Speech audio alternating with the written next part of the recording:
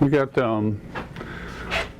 around 36,000 square foot of manufacturing, but dedicated to wheels is probably a third of that.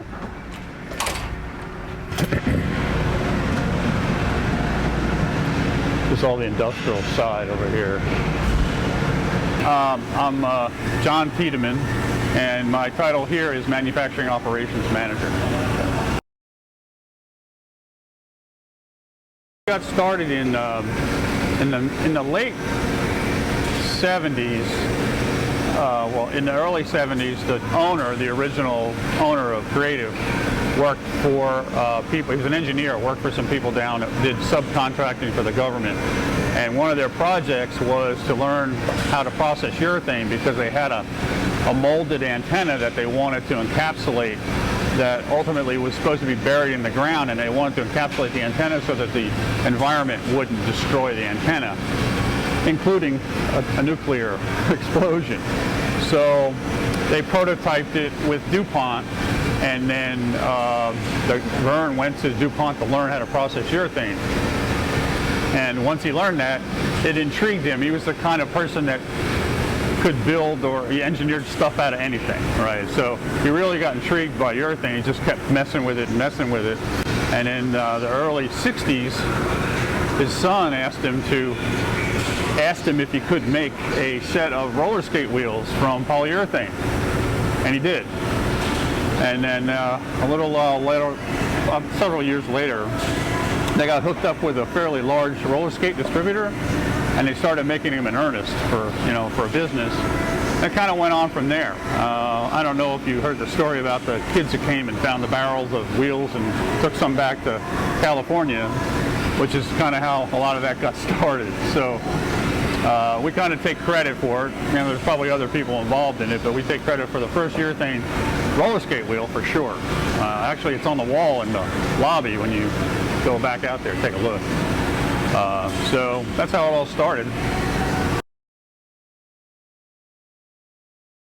Per month, on average, we probably make around 30 to 40,000, but that was before the current situation, and that's jumped up now to probably around 50 or 60,000. We kind of maybe doubled our output because we had a second setup that wasn't used all the time, but when all this demand increased, we were able to put everything back into play. So we've doubled our output. So I'd say in the, anywhere from 50 to 60, 75,000 maybe on. It's 52, 53, 54, and most of the time it's a natural colored wheel. And the most popular shape at the moment is probably conical, which is an old school design from way back.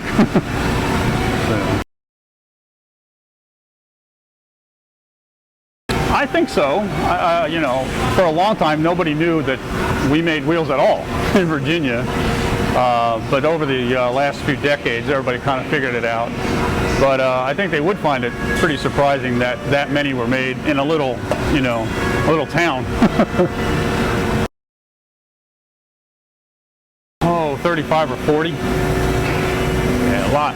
Mostly the smaller ones that are, local to some geography, and people will sell within that area just for their own, distribution. You add them all up, though, we get quite a few different brands. A lot of fairly decent ones, as I mentioned earlier, but yeah. And some overseas? Yes, some overseas, Japan, Germany, Great Britain. So what's going on is there's component A and component B, and the two are mixed together at a particular ratio, A to B, and they go through a polymerization reaction and go from a liquid to a solid.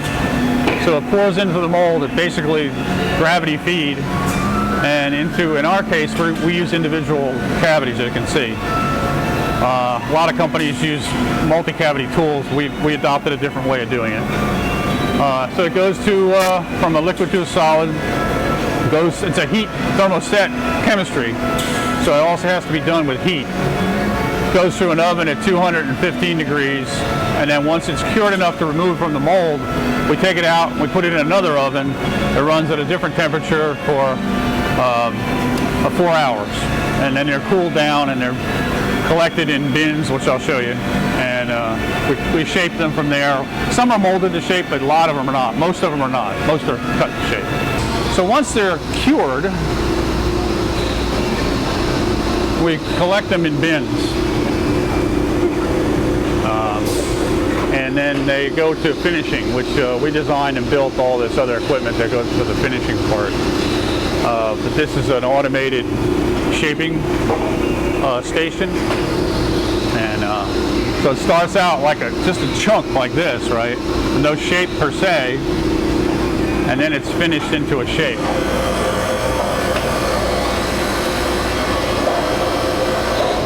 This is I'll show you a conical. So we put the diameter is going to be shaped to whatever diameter is supposed to be manufactured in the left and right radii, in this case conical. And that's what this does. We also have some manual versions of it. So we designed and built it. It's the only one in the world, I'm sure. It can do 2 different designs at a time. There's a left and right side. So once they're shaped, they move down to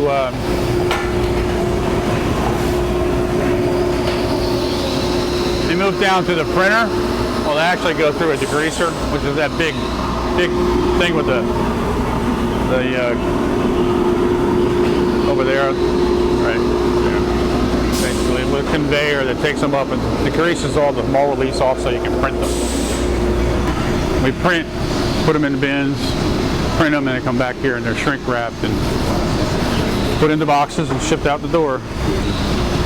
Starts out with, basic set of instructions from the molding part of it to the secondary machining to the printing to the packaging, because a lot of the packaging we actually put, some of the companies want stickers or they want to use special cardboard packaging around the wheels, so we do all that.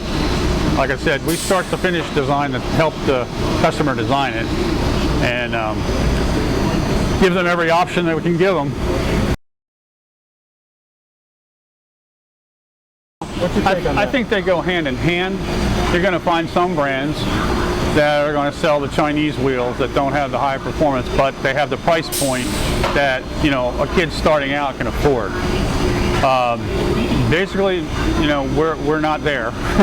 We're at the higher end. So if he comes, likes the sport of skateboarding, he'll go to the next level, like any sport. Whoever you're getting interested in it, you look at a pro and you decide I like that guy or his brand or whatever, and you kind of follow that and choose that type of wheel or whatever. And we primarily, like I said earlier, focus on, well, today we only focus on high performance.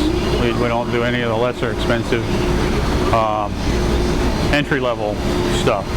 We used to try, but it just didn't work out because you just couldn't do it for the price you need. This is America, you got to pay your employees.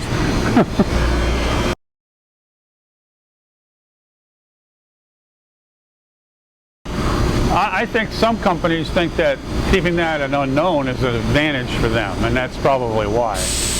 There's also companies that think it's an advantage for people to know that they come from here because we're pretty well known. And that's the other side of that coin, I think. For the entire decade of the 80s, nobody knew we made NHS.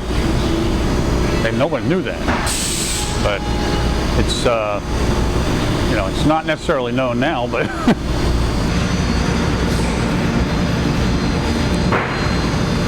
yeah, we have anything from, a 5-box run to there's 3 or 4 skids by the time that one's finished over there. So. Wow. That whole skid right there? Yep, and the two next to it. There's 3 of them. Oh. It's like 40,000 wheels.